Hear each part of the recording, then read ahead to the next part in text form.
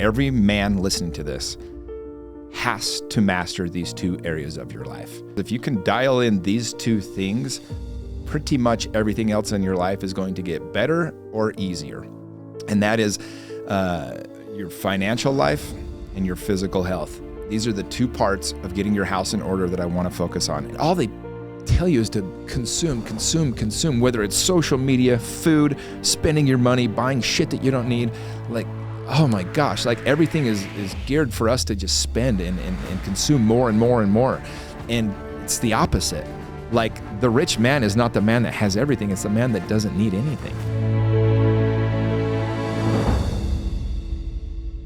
Hello, welcome to another episode of the Jimmy Rex Show, and this is another episode of Real Men, Real Conversations. And today we're going to talk about a very important subject, and that is getting your house in order.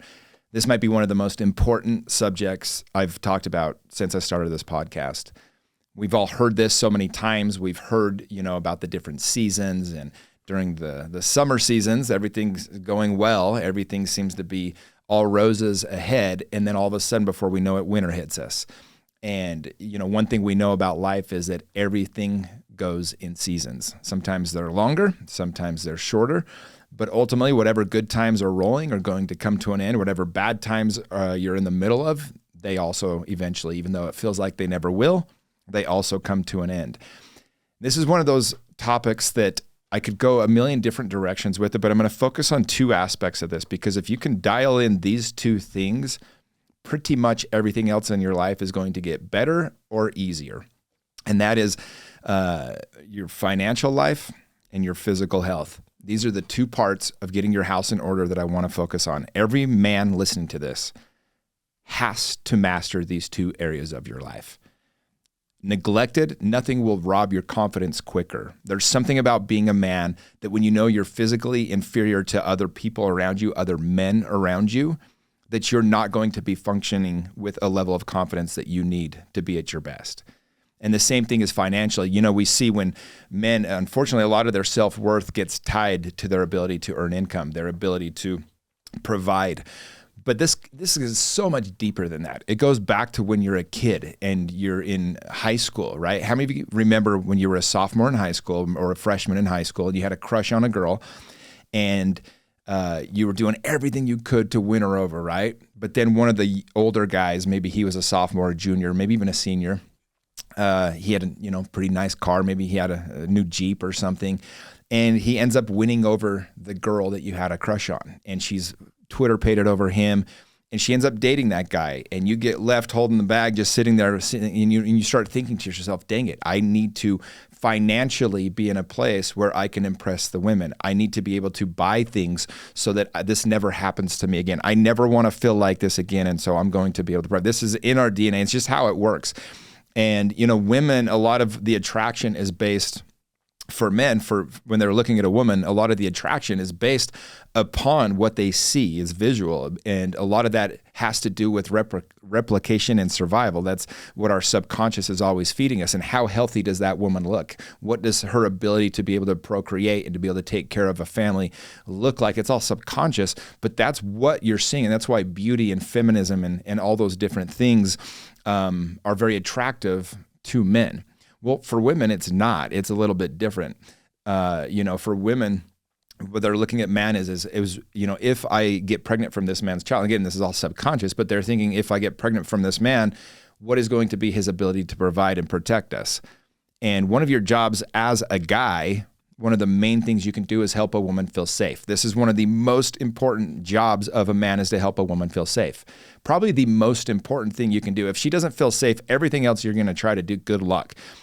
Because women do need to feel safe. And so if the man doesn't help her feel that, whether that's her father, whether that's her brothers, whether that's her husband or boyfriend or whatever that might be, then she's going to have to go into her masculine in order to feel protected. We see this, and it's one of the saddest things.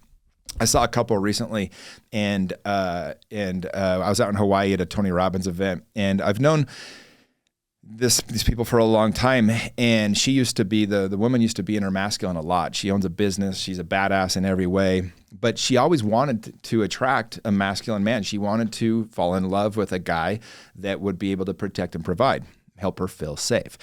And she's, a little bit older than the average single woman would want to be, was still not finding this partner in her life. And the last couple of times I'd seen her, she was still very much in her masculine, and I just wanted to like help her make that adjustment. She wasn't getting it. And she's been in a relationship now for like 7 months. Seems like an amazing guy. And I was talking to her, and I got super emotional to the point that she stopped talking and gave me a hug because she was in her feminine so much. And she talked about it, and she talked about, you know, by doing that and being able to feel safe, she was able to let herself go into that energy. And so it's really beautiful. And so as a man, your first and foremost job as a husband and as a father is to help the women in your life and the other men in your life, your sons or whatever, whoever your charge is over, to feel safe. And how are you going to do that if financially you're a mess and physically you're a mess? There's videos out there right now, you know, there's a lot of situations that come up. I mean, you see right now with just the world in chaos and the border being wide open, you know, there's going to be people that have ill intent on the people living here in the United States. That happens just with the people already living here, right? I mean, you're very likely to have a run-in at some point over the next several years in your life with somebody in society.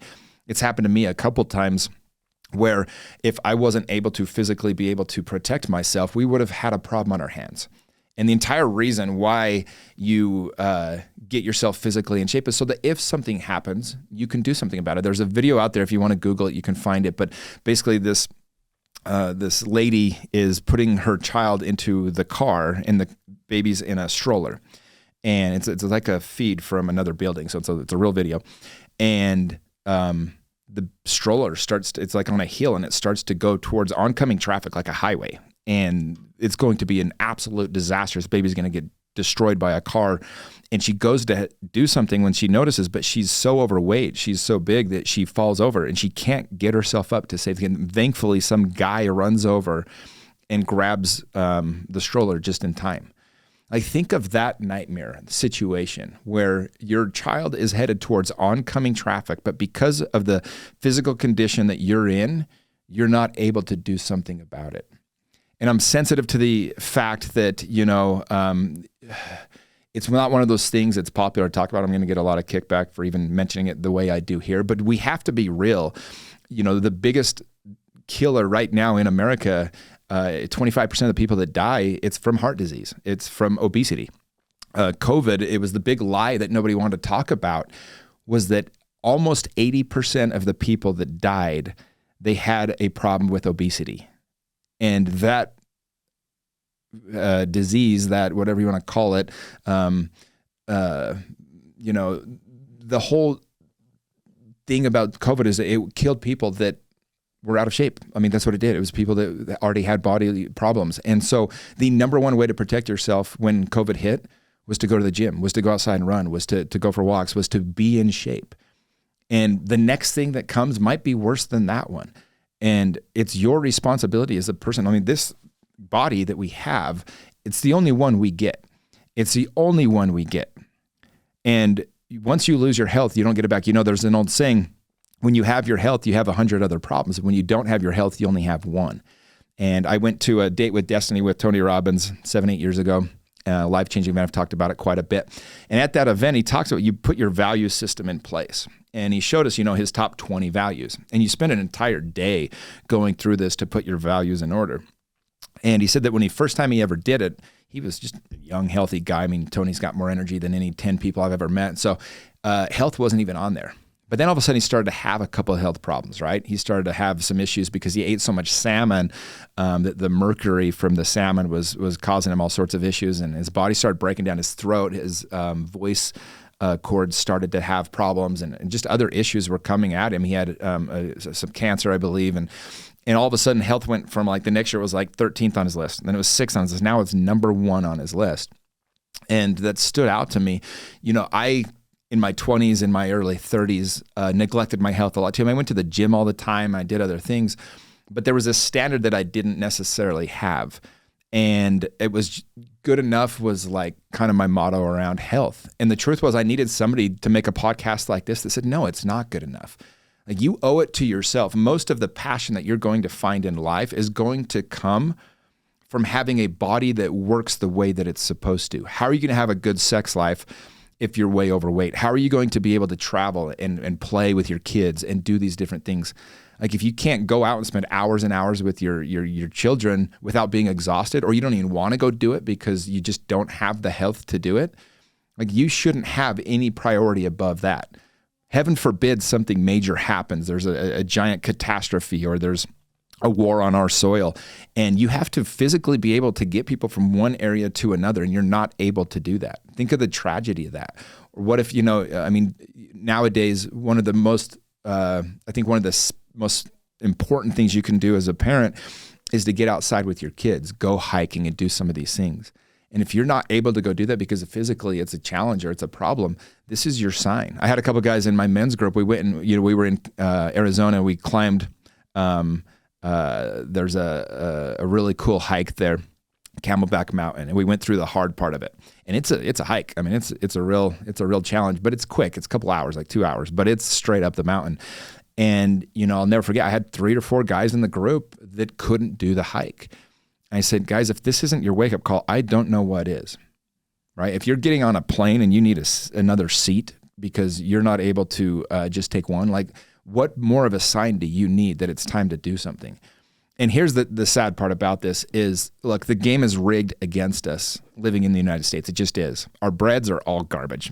Basically can't eat it. Dairy's a mess. There's this giant lie. If you go back, you guys should study this, YouTube it.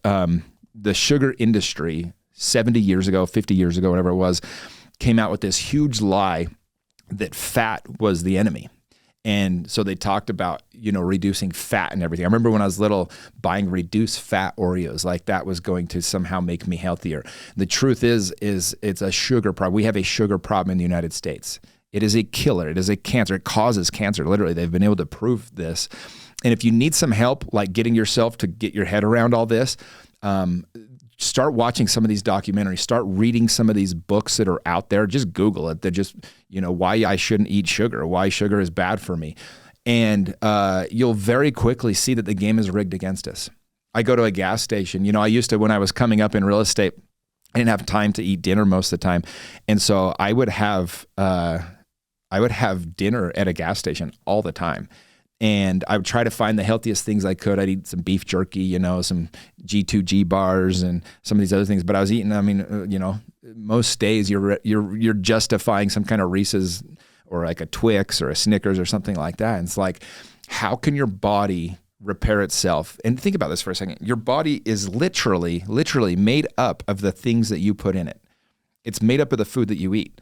And so when you're filling your body full of poisons and bullshit, of course you're going to feel like shit. Your body's going to look like shit. We were never, if you go back and look at pictures of the beaches in the 1970s, again, Google this, every single person is in shape. Or you look at these high school kids, they'll be out doing some kind of thing. There's videos of this all over the internet. And they were all in shape. The reason why is because we got sold out by the government. They made the food pyramid, told us to eat 10 servings of grains a day and all this stuff. And the truth is that's not a healthy way to eat. But the information is out there. Now, I'm not going to spend the entire podcast talking about that, but there's plenty of information. There's plenty of good podcasts out there that talk about health. There's Ben Greenfield. There's, the Gutsy podcast. I had, them on my podcast a couple of years ago. Jonique, there's a lot of really good podcasts that are out there that you can listen to learn how to be healthy.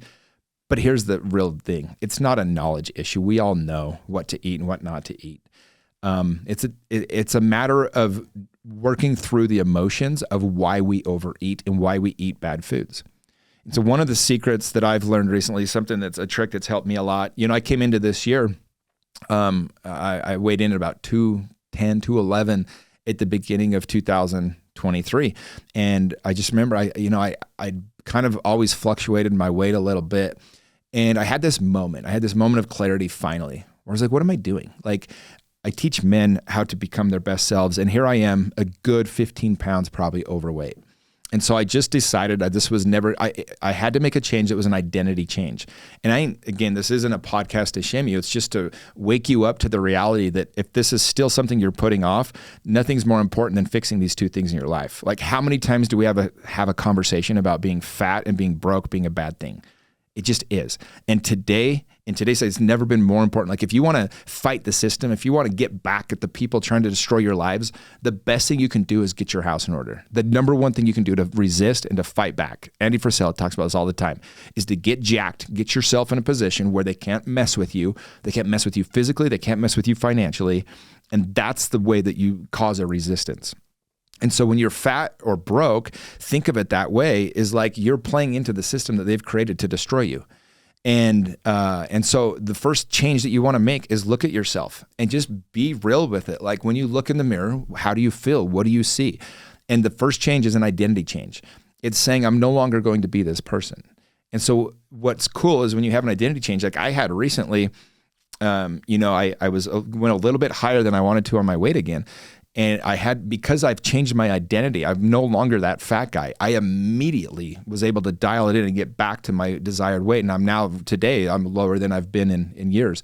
And the reason why is because I made an identity change. Any true change is an identity change.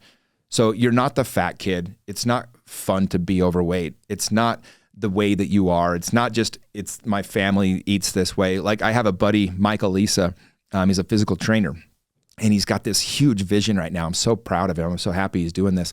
But his entire vision is he wants to help the Polynesian culture. He's from Hawaii, and he wants to help them live healthier lifestyles. And part of the problem is they have this identity around being big and being overeaters and just having a feast all the time. And he's like, no, like, we need to learn to eat healthier. I went out there to Fiji a couple of years ago, went out there with a girl I was dating, and I went to a grocery store. And they do not sell protein that doesn't have 45 grams of sugar in the box. They do not sell any kind of drinks that don't have sugar in them. Like, you cannot buy, they didn't even have diet sodas. It was insane. Like, this entire grocery store, they just don't care.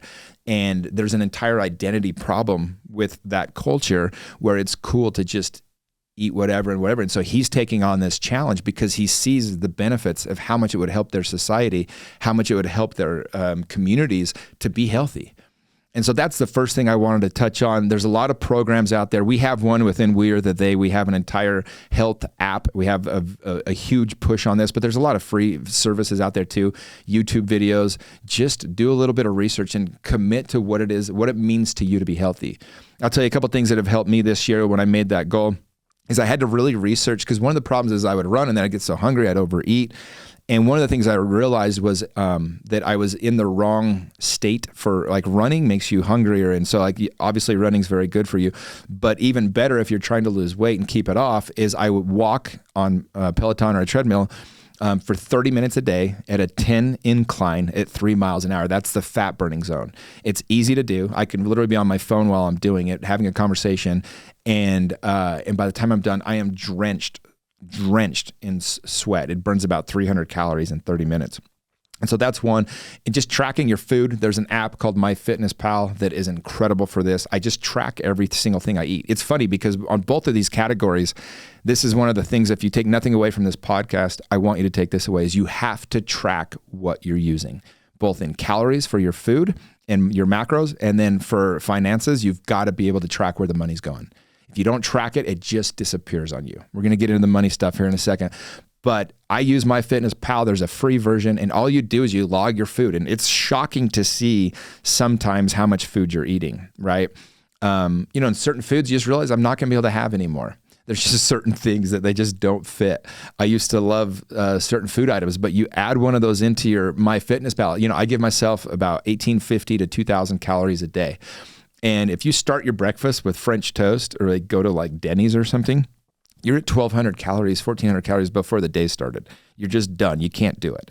And so you start dialing that in, or you go, okay, well, if I want to have these really big lunches, or if I want to have this dinner that I really want to enjoy, well, then you do intermittent fasting. You don't start eating till 1 o'clock, 2 o'clock, noon, whatever that might be, right? And all of a sudden your calories match up, and voila, the weight just falls off. And so, that's, I guess, about enough on that. But if you're having a hard time making a change, or you yo-yo your diets because you haven't made an identity change, It's just you have to work on changing your identity. There's a really good book that goes into this in detail, Atomic Habits. It does an incredible job of really breaking it down of how you can make an identity change. So if that's something that you're wanting to do, I recommend reading that book and really taking in that information and just deciding that it's the difference between somebody offers you a cigarette, right? And you say, no, thanks. Or I don't want to smoke, or saying, oh, I'm not a smoker. Do you feel the difference in that energy? When you say, oh, no, I'm not a smoker, or I don't smoke cigarettes, that's a very different answer than no thanks, not right now, or whatever, okay?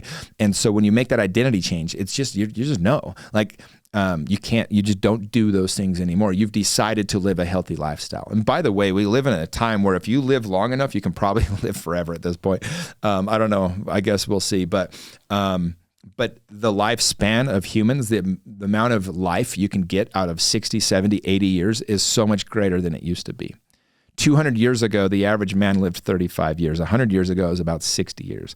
Think about that now. Now it's 78 years, and it's just going up all the time. And so that's my first thing I wanted to touch on. I don't mean to be insensitive. It's one of those things that you cannot have a fully passionate life if you're fighting for your health. You can't. And there's so many problems with being unhealthy. There's so many problems with filling your body with junk, and that's what you're made out of. And when you start to think of it that way, it gets a little bit easier to grab the healthier option. So the second part of that is financially.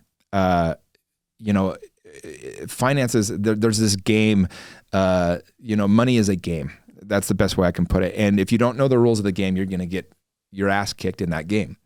So the first thing that everybody has a responsibility to do, and by the way, they purposely don't teach you these things in high school and school growing up because they keep you locked in a system that works for the government when you get stuck in this game. We're sold this dream to buy this big house, go to college, have 2 cars, all this stuff. And next thing you know, you're living in debt all the time. I know I fell for the trap when I was younger. I bought this house that was way bigger than I needed, and it stressed me out every single month. I was driving a Hummer, and I was, buying dumb shit. Like society, like the economy works upon it being a consumer economy. And so think of how much marketing is being done all the time to teach us that we should just spend money on this and that and that and this. Like the truth is, getting financially free is the real flex. Not having to worry about money is the real flex. It's not even fun to give money to charity when you don't have very much because it stresses you out so damn much. Now, I highly recommend doing that still, because whenever we do that, I did a podcast, my last episode of Real Men, Real Conversations, it was all about charity. And there's something about you're telling the universe that you see it as an abundance when you give when you don't have it. And if you don't give it when you don't have it, you won't give it when you will. And so I do think that, giving to charity is a very important thing. But if you're broke, it's really hard to do. And, I can't imagine not being able to do what I want to because I don't have the money or the means to do that. And so there's a couple things. Number one, the biggest mistake, and again, this is one of the, write this down, take notes, put a star next to it, circle it, whatever. The biggest mistake that people make that keeps them broke is as they make more money, all they do is they up their expenses. So they start making more money, they get a little bit older. They buy a little bit nicer house. They buy a little bit nicer car. They go on a little bit more vacations. They buy a little bit nicer clothes. They go out to more restaurants. Next thing you know, you haven't done anything but upped your lifestyle and your stress, but you haven't saved any money. And so the secret to getting wealthy is to put aside a certain amount of every single check that comes in that you do not touch. And the key is to build first a 6 months savings with that money. 6 months of your living expenses, whatever they are. So if you spend $8,000 a month or $10,000 a month or $4,000 a month, whatever it is, you save 6 months worth and put it aside. It's in a separate bank. When I started doing this, when I got into real estate, I started making a lot of money really quick. And the truth is I didn't know how much I was spending because I wasn't tracking it, which is going back to that. That's second most important thing from this financial part. You got to track every penny that you spend. If you don't track it, trust me, it's gonna find its way into somebody else's pockets. But I thought I was spending, $7,000-8,000 a month. I was spending $20,000, and that's why I was broke. I had no idea, because you buy these big purchases and you don't think that that adds up over the course of a year to an extra, $2,000 a month or $4,000 a month or whatever it was, and all these different things I was spending money on. But the point is eventually I got to a spot. I'd made all this money. I was like one of the 2 top real estate agents in the entire state of Utah in 2007. And I was dead broke. I mean, dead broke. I had to tell my assistant to hold his check a few times. And it's bad to be broke. It's worse to be broke when everyone thinks you have money. Like that's a whole new kind of crap situation. And I was dead broke. He was the only one that knew my situation because he had full access to my accounts, and he saw that he was going to have to hold his check until the next house closed. I almost lost the world's greatest assistant because I didn't know how to manage my money. And long story short, I finally came up with this system that I heard where basically you take a certain amount of money, whether it be 10%, 20%, 30%, or 50%, whatever you can afford to do, and you immediately put it into a separate bank account. Again, for the first 6 months, it's going to be savings. I recommend getting even a year in there, but 6 months is enough. And then once you do that, you continue to put that amount in there, but it goes towards investing. And when you get enough money in that, you buy an investment property. So I started doing that. I literally, every time we got a check for closing another house, my assistant would deposit 70% in one account and then 30 in my savings account. And when I looked at my account and I saw that I didn't have as much money, I didn't spend as much money. Funny how that works. When I saw the money in there, I was pretty frivolous with it. But because it wasn't in there, because I couldn't see the money, I knew I had to do something different. And so I did. And so it didn't take that long. I was selling a lot of houses. I was making a lot of money, but within months, I was able to start buying investment properties, 50,000 down here, 60,000 down here. Next thing I knew, I was building my wealth. I was building my portfolio back up, and I was starting to create real wealth. It got to the point now where I am at least part owner. I have partners on a lot of my real estate, but I'm part owner in almost 70 properties now. And that happened one at a time. Like you build that up by buying these properties. And I'll tell you a little secret about real estate. I'll do a whole podcast about that on this because this isn't the place. But the bottom line is I knew that if I could buy $3 or $4 million worth of real estate and then just pay it off over the next 20 years, then by the time I'm 50, 55 years old, I can squander every other dollar I've made, and I'll still have, by then the real estate will go up, let's call it 6% a year. I'll have $5 to $8 million worth of real estate paid off. So even if I just trash out every other thing that I do, I'm still going to be able to retire or at least live financially free at that point. And so that was my plan always, right? And it's working. It worked. But anyway, so the first thing you want to do to get your financial life in order is it's time to look at and get real with yourself. You've got to get real. This thing's called Real Men, Real Conversations, and it's time to get real. You're living on 100% of your budget. By the way, most people don't even live on 100% of their budget. They live on 120% of their budget. They have credit cards and everything else. The dumbest thing you can do is buy something with a credit card that you don't need. Oh my hell. Like, just say it out loud. You're literally borrowing money and paying a 9 to 20% premium on it because you want it now, but don't have money for it. Get your shit together. Like, how are you buying shit that you can't afford? Number one thing you need to do is quit buying stuff you don't need. And by the way, why do we do that? Because we haven't done the work to work on our emotions. We're trying to impress people that we don't even like. And so we buy shit to try to look good to them and just stop. Like, I didn't buy my first nice pair of shoes till I was 38 years old. I'd never spent over $300 on a pair of shoes till I was 38. And again, like as you're making money, you're doing these things, like you want to have rewards, but like people stretch themselves so far. And the one thing that I always did is I invested back in myself and I invested in my company. 10% of whatever you make, you should invest in yourself. And what I mean by that is you should be buying books, you should be going to seminars, you should be going to conferences, you should be hiring coaches, joining masterminds. And I've been saying this for 15 years before it was even a thought in my mind that I might join a seminar. Like, I'm extreme, okay? I spend way too much money. I probably spend 25% of my income on coaches, masterminds, and conferences. True story. And I make a lot of money. But this year, there were certain things I wanted to figure out. Every year I've done this. I did this. My specialty of life, like the thing that I've been able to figure out is I find out who's the best in the world at it. I go pay them to be around them or coached by them or at their conference or whatever that looks like. And it expedites my growth 4 to 10 to 100 times faster because I'm just learning from the person that's already done it. So whatever area of your life you want to get better at, this is pretty easy. Go find who's the best in the world at, and then go pay them to teach it to you. Boom. But 10% of my income minimum is going towards me. It's improving me. Because by the way, here's a little secret too. When you become the asset, you're no longer stressed about money. Like you're able to take chances because if I lose all my money tomorrow, I don't care. I'm the asset. I know how to make money like crazy. I know how to go. I could make money 25 different ways tomorrow. I could find, 100 jobs that would pay me multiple six figures because I'm now the asset. But you do that by investing back into yourself. And a lot of you guys are, well, I don't have time. I have a family. I have my job and everything else. No, you've got 2 full days every weekend. You have 48 hours that you're squandering doing other things. Like invest 4 of them into yourself. 30 minutes a day a week is 3.5 hours a week. That's about all you need to do. And if you don't have 30 minutes a day for yourself, your life sucks anyway. And it's time to make a lot of adjustments. So take a look at it. If you don't have 30 minutes a day for yourself, your life already is shitty. And so fix it anyways. And the way you fix it is by investing in yourself. So it's a catch-22. But I digress. Anyways, when you put that money aside, if you can't put 30% aside, you can put 10%, okay? You can put 20%. What I would do is every time I would get a big bonus on top of that, I'd put the whole bonus into this account. So if I flipped a home, if I, had an investment, or if I sold a really expensive home, got a big commission, a $15,000 plus commission, I'd put it all into that account. And before I knew it, I had a lot of money growing in that account. And that's what I used to invest in Nikola Motors. That's what I used to invest in Entrada Software. These are some of these big investments I made that ended up paying me a lot of money. And that's what ultimately got me to be financially free. It wasn't selling real estate every day. It was investing the money that I had. And if I hadn't started clear back in 2009, 2010, when I had to make this shift and started putting that 30% away, I would have never been able to make those investments. I wouldn't have been able to do We Are the They, my passion project that I get to do now, because I wouldn't have been able to be in a financial position to do it. Like the whole beauty of the entire program is that I wasn't doing it to make money. I didn't have to make money with it. Now I figured out a way to make it very financially lucrative because I've learned a lot in business, and it obviously can run it much better when I do that. I can hire the right people.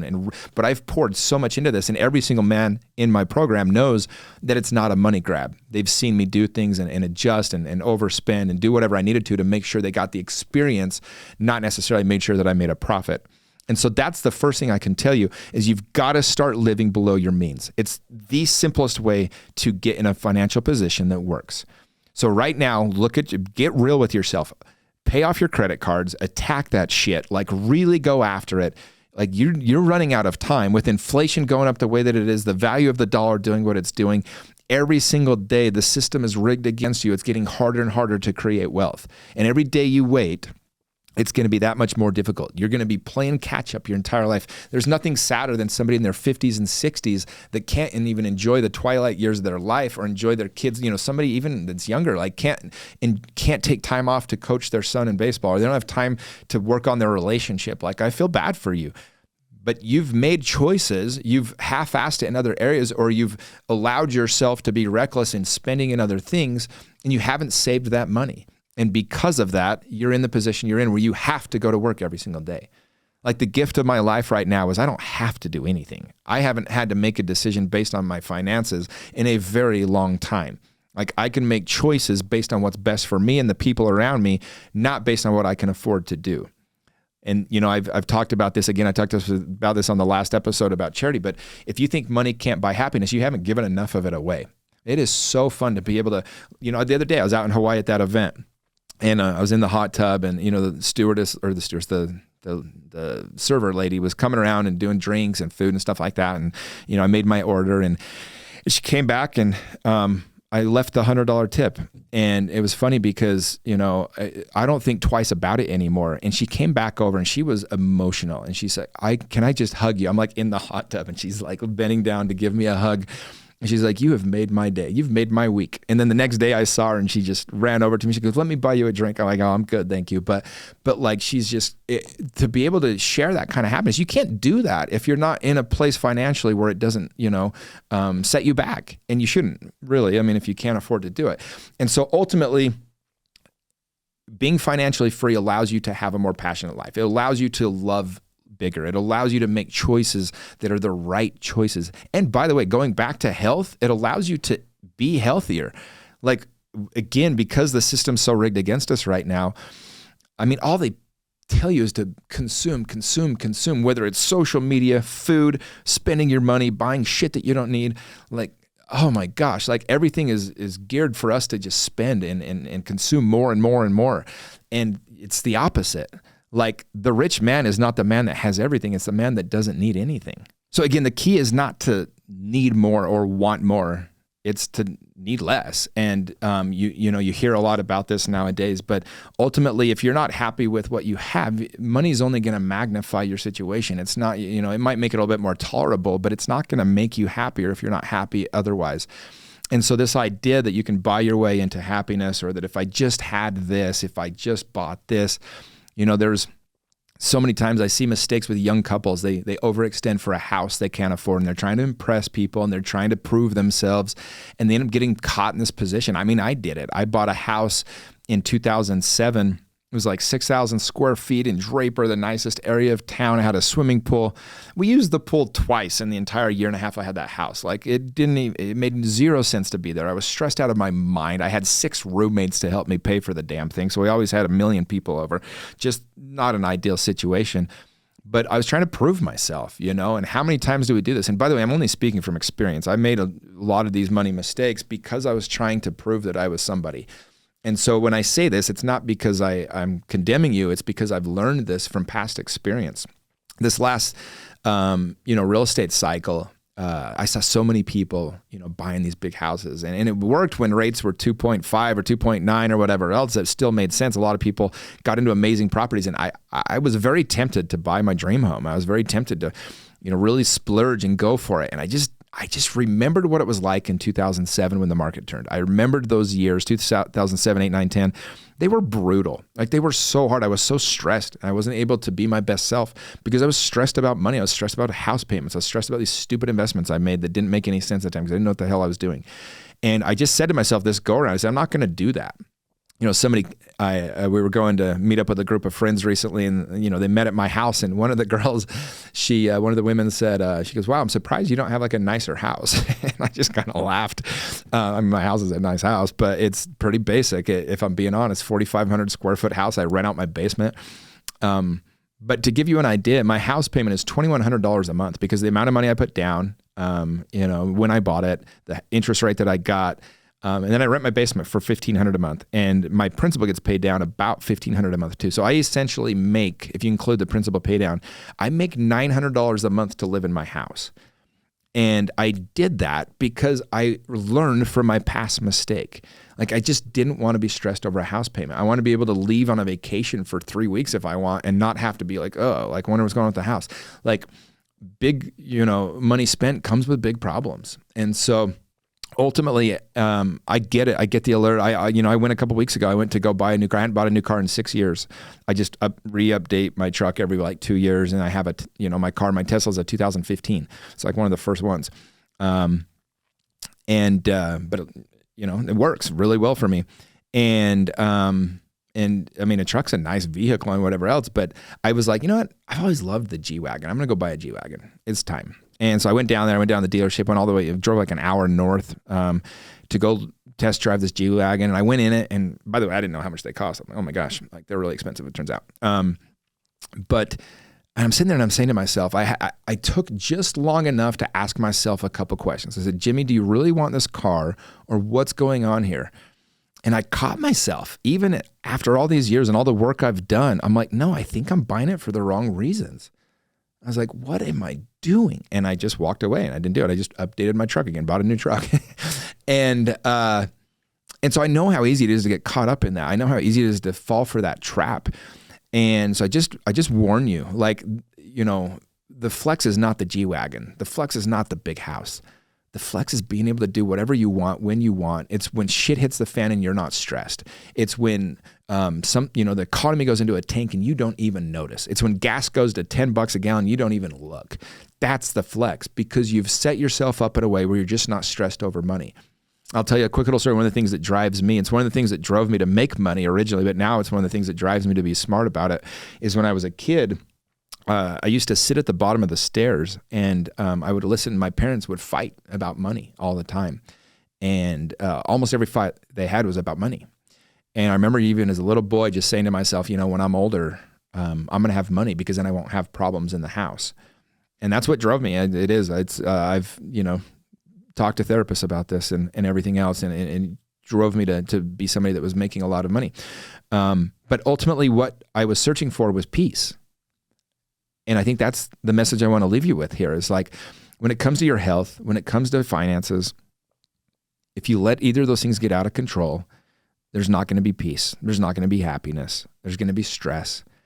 And your ability to handle those things, your ability to take on stress, your ability to help other people, your ability to serve, your ability to be charitable, your ability to be a good father or a good brother, a good husband, is going to directly be affected, probably nothing more than these two things in your life. So it's time to get your house in order if this is still a problem. And by the way, a couple of the guys in the group, I'm not doing this to plug we or the they, but you need a support group. It's really hard. The game is rigged against you. So find somebody to help support you. You need accountability partners. You need to be able to talk to people. Jake Lords is a guy that's joined my program earlier this year. He's down 65 pounds. And every single day he posts a photo and he tags we or the they. I freaking love it because I get to I've watched him. I was like, he's disappearing before our eyes. He keeps going. He's going to be gone. But the dude has lost 65 pounds. And we've had so many of these examples in the program because what it is, you have a support group. It's really hard to make change. Change doesn't happen very quickly. In fact, I'll maybe end with this, but there's, the characteristics of a change, like the transformation, for somebody to truly make a transformation, number one is there has to be satiation. You got to just finally be fed up with it. You got to be done with it, right? Things that used to work for you don't anymore. You're done being fat. You're done being broke. Two is dissatisfaction. Like it's literally a problem. It bothers you now on a daily basis. And then three, there's an emotional threshold, right? Maybe your daughter cries because, she wants you to be at her wedding and you're overweight and she's worried that you're going to die. That's happened to many of my friends, like something similar to that or something about that. Maybe your wife is really attracted to you anymore. Maybe you've been single for a long time and it's time to get your shit together. At least be able to attract women. And maybe with your finances, maybe you've always wanted to take your dad on that special trip and he's getting older now and he's going to die soon and you haven't done it. Maybe you put your own dreams off. Maybe you've had an idea in your head. You know what you want to do with your life, but you can't get yourself to do it because you don't have any freaking money. You're just trying to swim and keep your head above water. Start thinking about this. Learn how to be great at money. There's a great book out there. Tony Robbins wrote one called Unbreakable. It's super easy to read. If you want the more intense version, it's called Money Master the Game. But, money's a game and you got to learn the rules. And if you don't know the rules, you're losing it. Imagine sitting down to play baseball with a bunch of people or going to play baseball and you have no idea what the rules are, but they do. Like you're not going to win. Even if you're much more talented than them, they're going to be able to win because they know the rules. You hit the ball and run to third base. You know what I mean? It's like, there's no way. And that's what most people are doing. And so you've got to learn the rules of the game if you want to win it. When it comes to these things, but and then after that, there becomes an opportunity to jump through. Something's going to open up. You're going to have a chance to jump through, and maybe it's listening to this podcast. And if you don't jump through, if you don't do something about it, take an immediate action, that's going to close again. That gap that you could have jumped through to actually make a change is going to close, and you're going to be stuck right where you've been, right where you're at. Nothing is going to change. But I can tell you, I've watched, I've had family members that have finally decided enough was enough and got into shape. And they said, one of my one brother, he said, never again. I will never let myself not be in shape again. And I know that he has a lot more passion for his life now. It's really been cool to watch. And, I have so many friends that have done this. My buddy, Nick Halland, he's another member of our coaching group, but he's down 45 pounds this year. He's a doctor. I was like, dude, you can't look like that being a doctor. And he got his shit together and he's so much happier. Like he has a different energy. It's really beautiful. He's a walking billboard for my program and for everything. And I'm not to take any of the credit because it's not what we did, it's what he did. But you do have to be in an environment where you have support, where you have people that hold you to a higher standard. Love the people in your life enough to be honest with them and let them know, hey, we can do better than this. Let's do it. Why should we do this? Because we can, right? And just take a pause. When it's that moment, I talk about this. I did a podcast again about porn a couple of weeks ago. But in that moment where you feel triggered with food, with spending, with some of these things, like if you can pause just long enough to ask yourself questions and go, wait, what am I feeling? Why do I want to do this? What's my draw right now? What am I feeling? What's this experiencing? What is my body telling me? Where in my body am I feeling this urge? If you can just stop and ask yourself that question, you can avoid eating the bullshit. You can avoid spending money on the thing that you don't need. Right? Ask yourself the question, why am I buying this? Why am I really buying this? Do what I did with the G-Wagon. It was a really cool experience for me because if I'd have bought that car, I'd be pissed right now. I'd be sitting in my garage. I love driving my truck, by the way. I was in an accident a couple of years ago and the truck saved my life. That's why I keep buying the same truck. It literally hit a guy that was drunk on the freeway. He fell asleep and parked his car in the middle of the freeway, middle lane at 10 o'clock at night. And the car in front of me swerved at the last second, and I never saw him till I hit him. And my truck was just twisted metal everywhere, and airbags saved my life. And I walked away from that. And so, yeah, the truck is where I feel comfortable. But point of this is look, just get in touch enough with your emotions to understand what's going on when you're spending money, when you're overeating. And if you can do that, you can overcome this. But it's a skills thing too. You've got to know what's healthy. You've got to know how to save money. You've got to know how to earn money with your investments. Investing's a bitch of a game. I've lost a lot of money investing the wrong way. But start by just saving that money, putting it aside, and getting your emotions under control. And you can do this thing, get your house in order. So that's my message for today. If you are looking for a couple recommendations for other books that you can go to, that you can read, send me a message on Instagram, Mr. Jimmy Rex. I've got 10 different books about health that I recommend. I've got 10 different books about finances that I think are amazing. If you really want to learn the subjects and get better at it, hit me up, Mr. Jimmy Rex on my Instagram, and I will send those to you. Just send me a DM and I will get back to you. So much love. Thanks for listening. If you like this podcast, please share it. Send it out to your friends, to your family, to your spouse if they're spending all your money. And we'll see you on the next episode. Much love, everybody.